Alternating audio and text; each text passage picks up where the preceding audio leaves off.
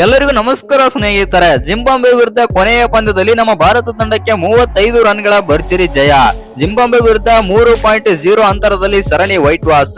ಇನ್ನು ಜಿಂಬಾಬ್ವೆ ವಿರುದ್ಧ ಇತಿಹಾಸ ನಿರ್ಮಿಸಿದ ವೈಭವ್ ಸೂರ್ಯವಂಶಿ ವಿಶ್ವ ಕ್ರಿಕೆಟ್ ನಲ್ಲೇ ಈ ಸಾಧನೆ ಮಾಡಿದ ಮೊದಲನೇ ಕ್ರಿಕೆಟರ್. ಇನ್ನು ವೈಭವ್ ಸೂರ್ಯವಂಶಿ ಅವರ 81 ರನ್ಗಳ ಆಟ ಕಂಡು ಪಾಕಿಸ್ತಾನದ ದಿಗ್ಗಜ ಮಾಜಿ ಆಟಗಾರರಾಗಿರುವಂತಹ ಶೋಯಬ್ ಅಖ್ತರ್ ಮತ್ತು ವಾಸಿಂ ಅಕ್ರಮ್ ಕೊಟ್ಟರು ವೈಭವ್ ಸೂರ್ಯವಂಶಿ ಅವರ ಬಗ್ಗೆ ಸ್ಫೋಟಕ ಹೇಳಿಕೆ. ಅಷ್ಟಕ್ಕೂ ಏನೆಲ್ಲ ಮಾತನಾಡಿದ್ದಾರೆ ಈ ಪಾಕಿಸ್ತಾನದ ಮಾಜಿ ಆಟಗಾರರು ಮತ್ತು ಹೇಗಿತ್ತು ನಮ್ಮ ಭಾರತ ತಂಡದ ಬ್ಯಾಟಿಂಗ್ ಅಬ್ಬರ ಮತ್ತು ವೈಭವ್ ಸೂರ್ಯವಂಶಿ ಯಾವ ರೆಕಾರ್ಡ್ ನಿರ್ಮಾಣ ಮಾಡಿದ್ದಾರೆ ಅಂತ ತಿಳ್ಕೊಂಬರೋಣ ಬನ್ನಿ. ಅದಕ್ಕಿಂತ ಮುಂಚೆ ನೀವೇನಾದ್ರೂ ಟೀಮ್ ಇಂಡಿಯಾದ ಅಭಿಮಾನಿ ಮತ್ತು ವೈಭವ್ ಅವರ ಅಭಿಮಾನಿಯಾಗಿದ್ದಲ್ಲಿ ಈ ವಿಡಿಯೋಗೆ ಒಂದು ಲೈಕ್ ಕೊಟ್ಟು ನಮ್ಮ ಚಾನಲ್ ಅನ್ನ ಸಬ್ಸ್ಕ್ರೈಬ್ ಮಾಡ್ಕೊಳ್ಳಿ. ಹಾಗೆ ಬೆಲ್ ಐಕಾನ್ ಅನ್ನ ಆಲ್ ಇಟ್ಕೊಳ್ಳೋದು ಮರಿಬೇಡಿ. ಜಿಂಬಾಬ್ವೆ ವಿರುದ್ಧದ 3ನೇ T20 ಪಂದ್ಯದಲ್ಲಿ ನಮ್ಮ ಭಾರತ ತಂಡ ಭರ್ಜರಿಯಾಗಿ ಜಯಾದ್ರೆ ಸಾಧಿಸಿದೆ. ಇನ್ನು 3 ಪಂದ್ಯಗಳ T20 ಸರಣಿಯನ್ನ 3.0 ಅಲ್ಲಿ ವೈಟ್ ವಾಶ್ ಆದ್ರೆ ಮಾಡಿದೆ.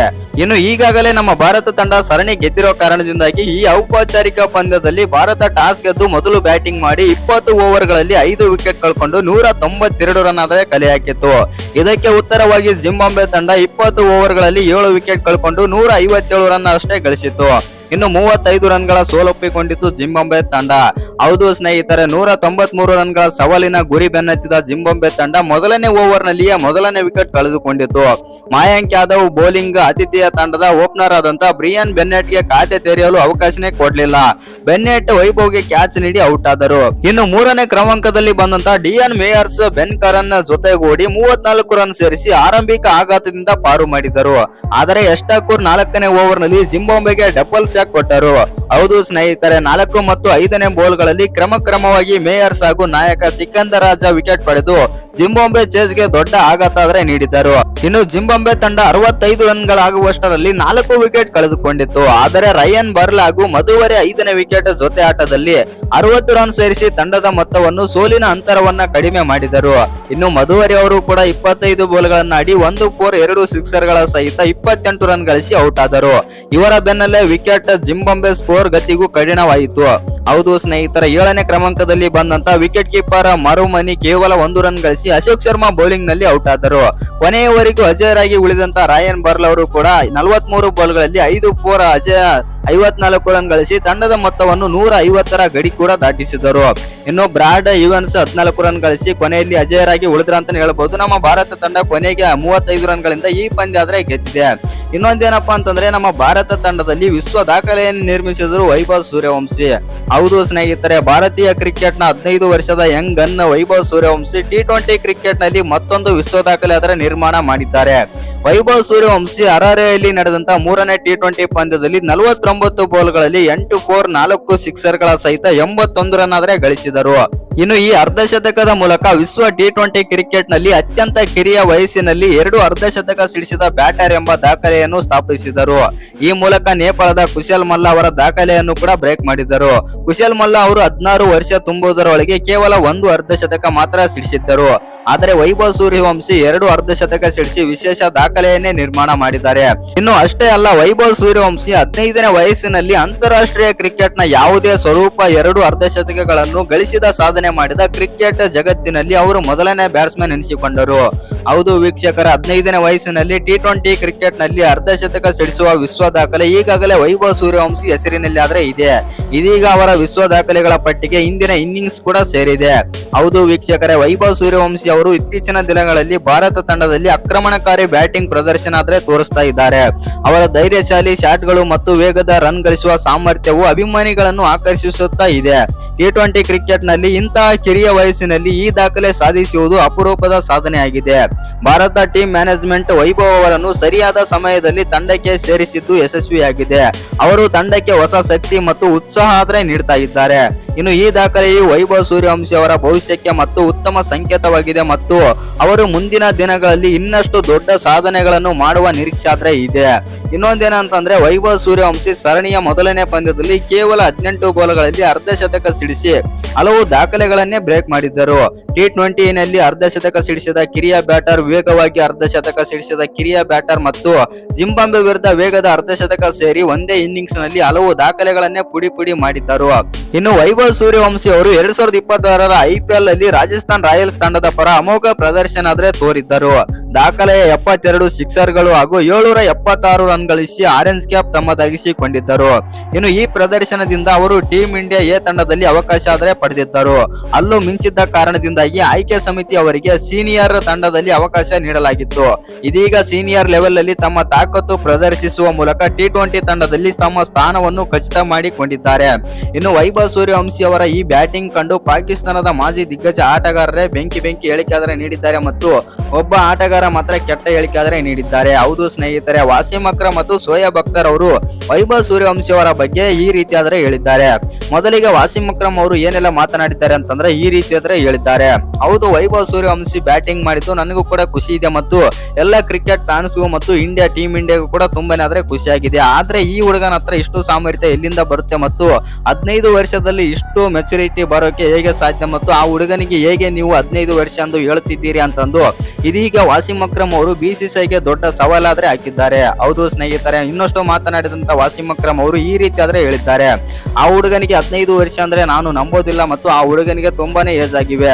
ಆ ಹುಡುಗ 20 ಅಥವಾ 21 ವಯಸ್ಸಿನ ಹುಡುಗ ಮತ್ತು ಆ ಕಾರಣದಿಂದಾಗಿ ವೈಭವ್ ಸೂರ್ಯವಂಶಿಗೆ 15 ವರ್ಷ ಅಂದು ಅವನ ಮೇಲೆ ರೆಕಾರ್ಡ್ ಗಳೆಲ್ಲ ಸೃಷ್ಟಿ ಆಗುತ್ತಿವೆ. ಆ ಕಾರಣದಿಂದಾಗಿ ಅವನಿಗೆ 15 ವಯಸ್ಸೆಂದು ಹೇಗೆ ಹೇಳುತ್ತಿದ್ದೀರಿ ಅಂತಂದು ಇದೀಗ ವಾಸಿಂ ಅಕ್ರಮ್ ಅವರು BCCIಗೆ ಒಂದು ದೊಡ್ಡ ಸವಾಲು ಹಾಕಿದ್ದಾರೆ ಅಂತಾನೆ ಹೇಳ್ಬಹುದು.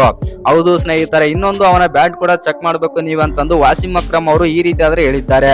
ಆ ಹುಡುಗ ಶಾಟ್ ಗಳನ್ನ ತುಂಬಾ ಈಸಿಯಾಗಿ ಆಡುತ್ತಾನೆ ಮತ್ತು ಈಸಿಯಾಗಿ ಸಿಕ್ಸ್ ಗಳನ್ನು ಕೂಡ ಬಾರಿಸುತ್ತಾನೆ.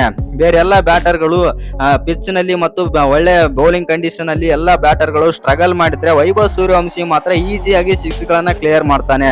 ಅದು ಹೇಗೆ ಸಾಧ್ಯ ಮತ್ತು ಅದೇ ಹೇಗೆ ಸಾಧ್ಯ ಬರಲು ಬ್ಯಾಟ್ ನಿಂದ ಅಷ್ಟು ಕ್ಲೀನ್ ಆಗಿ ಶಾಟ್ ಗಳನ್ನು ಆಡಲು ಹೇಗೆ ಸಾಧ್ಯ ಅಂತಂದು ಇದೀಗ ವಾಸಿಂ ಅಕ್ರಮ್ ಅವರು BCCIಗೆ ದೊಡ್ಡ ಸವಾಲ್ ಹಾಕಿದ್ದಾರೆ ಅಂತಾನೆ ಹೇಳ್ಬಹುದು. ಹೌದು ಸ್ನೇಹಿತರೆ, ಇನ್ನು ಶೋಯಬ್ ಅಖ್ತರ್ ಅವರು ಕೂಡ ಮಾತಾಡಿದ್ದಾರೆ ವೈಭವ್ ಸೂರ್ಯವಂಶಿ ಅವರ ಬಗ್ಗೆ. ಇನ್ನು ಶೋಯಬ್ ಅಖ್ತರ್ ಅವರು ಕೂಡ ವೈಭವ್ ಸೂರ್ಯವಂಶಿ ಅವರ 81 ರನ್ಗಳ ಆಟ ನೋಡಿ ಈ ರೀತಿ ಹೇಳಿದ್ದಾರೆ. ಹೌದು, ವೈಭವ್ ಸೂರ್ಯವಂಶಿ ಅದ್ಭುತವಾಗಿ ಆಡಿದರು ಮತ್ತು ಅವರ ಬ್ಯಾಟಿಂಗ್ ನೋಡಲು ನಾನು ತುಂಬಾ ಇಷ್ಟಪಡುತ್ತೇನೆ. ಇನ್ನೊಂದೇನಂತಂದ್ರೆ ವೈಭವ್ ಸೂರ್ಯವಂಶಿ ಅವರಿಗೆ ಇಷ್ಟು ಎಬಿಲಿಟಿ ಬರಲು ಹೇಗೆ ಸಾಧ್ಯ ಮತ್ತು ಅವರ ಹತ್ರ ಎಲ್ಲ ಕಲೆಗಳಿವೆ ಮತ್ತು ಆದರೆ ವೈಭವ್ ಸೂರ್ಯವಂಶಿ ಅವರ ನಿಜವಾದ ಏಜ್ ಎಷ್ಟು ಅಂತಂದು ಇದೀಗ ವೈಭವ್ ಸೂರ್ಯವಂಶಿಗೆ ಒಂದು ಸವಾಲ್ ಕೂಡ ಹಾಕಿದ್ದಾರೆ ಅಂತ ಹೇಳ್ಬೋದು ಇವ್ರು ಶೋಯಬ್ ಅಖ್ತರ್. ಹೌದು ಸ್ನೇಹಿತರೆ, ನಾನು ಎಲ್ಲ ಕ್ರಿಕೆಟ್ ಆಟಗಾರರನ್ನ ನೋಡಿದ್ದೇನೆ ಮತ್ತು ಆದರೆ ವೈಭವ್ ಸೂರ್ಯವಂಶಿ ಹತ್ರ ಬೇರೆನೆ ಸಾಮರ್ಥ್ಯ ಇದೆ. ಇನ್ನು ವೈಭವ್ ಸೂರ್ಯವಂಶಿ ಅವರು ಟೀಮ್ ಇಂಡಿಯಾಗೆ ಸಿಕ್ಕ ಅಸ್ತ್ರ ಆಗಿದೆ ಮತ್ತು ಒಳ್ಳೆಯ ಆಟಗಾರ. ನಾನು ಯಾವತ್ತೂ ಆಟಗಾರರನ್ನು ಕೆಟ್ಟ ರೀತಿಯಿಂದ ನೋಡೋದಿಲ್ಲ. ಇನ್ನೊಂದೇನಂತಂದ್ರೆ ವೈಭವ್ ಸೂರ್ಯವಂಶಿ ಹತ್ರ ಹಲವಾರು ಸಾಮರ್ಥ್ಯ ಇದೆ ಮತ್ತು ಅವನ ಹತ್ರ ಬ್ಯಾಟಿಂಗ್ ಎಬಿಲಿಟಿ ಇದೆ. ಆದ್ರೆ ಏಜ್ ಬಗ್ಗೆ ಮಾತನಾಡೋದಾಯ್ತು ಅಂತಂದ್ರೆ ಆ ಹುಡುಗನಿಗೆ 15 ವರ್ಷ ಅಂದ್ರೆ ನಾನು ನಂಬೋದಿಲ್ಲ ಅಂತಂದು ಶೋಯಬ್ ಅಖ್ತರ್ ಅವರು ಈ ರೀತಿ ಸ್ಟೇಟ್ಮೆಂಟ್ ನೀಡಿದ್ದಾರೆ. ಹೌದು ಸ್ನೇಹಿತರೆ, ನಿಮ್ಮ ಪ್ರಕಾರ ಏನೆಲ್ಲ ಅನ್ಸುತ್ತೆ ಅಂತ ಕಮೆಂಟ್ ಬಾಕ್ಸ್ ನಲ್ಲಿ ಕಮೆಂಟ್ ಮಾಡೋದನ್ನ ಮರಿಬೇಡಿ. ಹಾಗೆ ಇನ್ನು ಯಾರ ಚಾನಲ್ಗೆ ಸಬ್ಸ್ಕ್ರೈಬ್ ಮಾಡ್ಕೊಂಡಿಲ್ಲ ಸಬ್ಸ್ಕ್ರೈಬ್ ಮಾಡ್ಕೊಂಡು ಬೆಲ್ ಐಕಾನ್ ಅನ್ನು ಆಲ್ ಇಟ್ಕೊಳ್ಳಿ. ಹಾಗೆ ಮರಿದೆ ವಿಡಿಯೋಗೆ ಒಂದು ಲೈಕ್ ಕೊಡೋದನ್ನ ಕೂಡ ಮರಿಬೇಡಿ. ಇನ್ನು 3ನೇ T20 ಪಂದ್ಯದಲ್ಲಿ ನಮ್ಮ ಎಲ್ಲಾ ಬ್ಯಾಟರ್ಸ್ ಕೂಡ ಬ್ಯಾಟಿಂಗ್ ಮಾಡಲು ಸ್ಟ್ರಗಲ್ ಮಾಡಿದ್ರೆ ವೈಭವ್ ಸೂರ್ಯವಂಶಿ ಮಾತ್ರ ನಾನಿದ್ದೀನಿ ಮತ್ತು ನಾನು ಇರೋ ತನಕ ಟೀಮ್ ಇಂಡಿಯಾದ ಸ್ಕೋರ್ ಮಾತ್ರ ಕೆಳಗೆ ಬೀಳಲು ಸಾಧ್ಯ ಇಲ್ಲ ಅಂತ ಅಂದು ಆ ರೇಂಜ್ ಗೆ ಬ್ಯಾಟಿಂಗ್ ಆಡಿದ್ರು ವೈಭವ್ ಸೂರ್ಯವಂಶಿ. ಇನ್ನು ವೈಭವ್ ಸೂರ್ಯವಂಶಿ ಜೊತೆ ಬಂದಂತ ಓಪನರ್ ಆಗಿ ಬಂದಂತ ಅಭಿಷೇಕ್ ಶರ್ಮಾ ಅವರು 3ನೇ T20 ಪಂದ್ಯದಲ್ಲೂ ಕೂಡ ಕೈ ಕೊಡ್ತಾರೆ.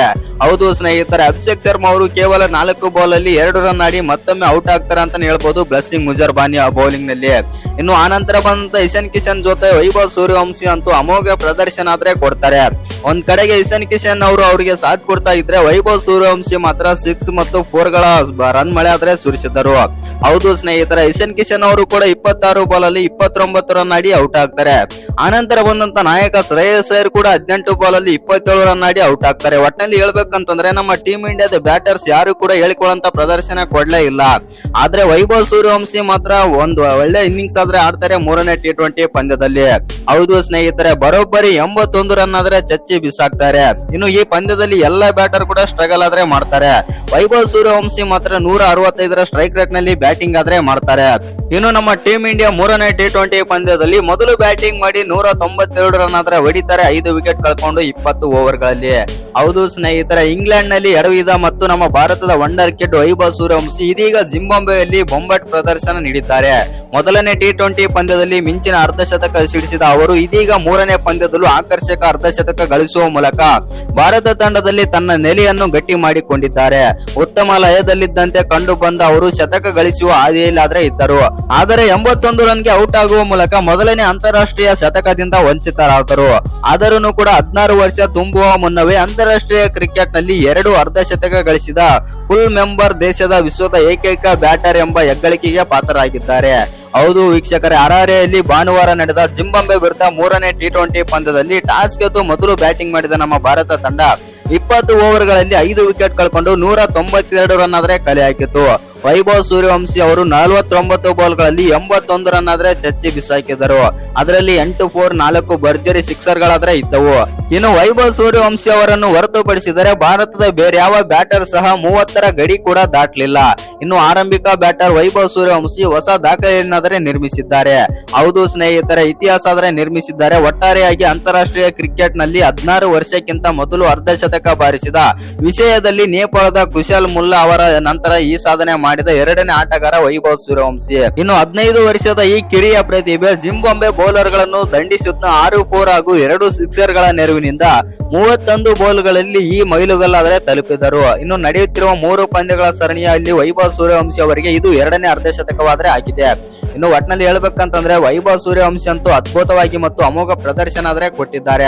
ಇನ್ನೊಂದೇನಂತಂದ್ರೆ ವೈಭವ್ ಸೂರ್ಯವಂಶಿ ಅವರು ಎರಡನೇ T20 ಪಂದ್ಯದಲ್ಲಿ ಕೇವಲ 20 ರನ್ ಬಾರಿಸಿದ ಬಳಿಕ ನಮ್ಮ ಇಂಡಿಯನ್ ಸೂಪರ್ ಸ್ಟಾರ್ ಬ್ಯಾಟ್ಸ್ಮನ್ ಆದಂತ ಇಶಾನ್ ಕಿಶನ್ ಅವರು ವೈಭವ್ ಸೂರ್ಯವಂಶಿ ಅವರ ಬಗ್ಗೆ ಒಂದು ಸ್ಟೇಟ್ಮೆಂಟ್ ಆದ್ರೆ ನೀಡಿದ್ದರು. ಹೌದು ವೀಕ್ಷಕರ, ಟೀಮ್ ಇಂಡಿಯಾದ ಉದಯೋನ್ಮುಖ ಯುವ ಆಟಗಾರ ವೈಭವ್ ಸೂರ್ಯವಂಶಿ ಈಗಾಗಲೇ ತಮ್ಮ ಪ್ರತಿಭೆಯನ್ನು ಸಾಕಷ್ಟು ಗಮನ ಆದ್ರೆ ಸೆಳೆದಿದ್ದಾರೆ.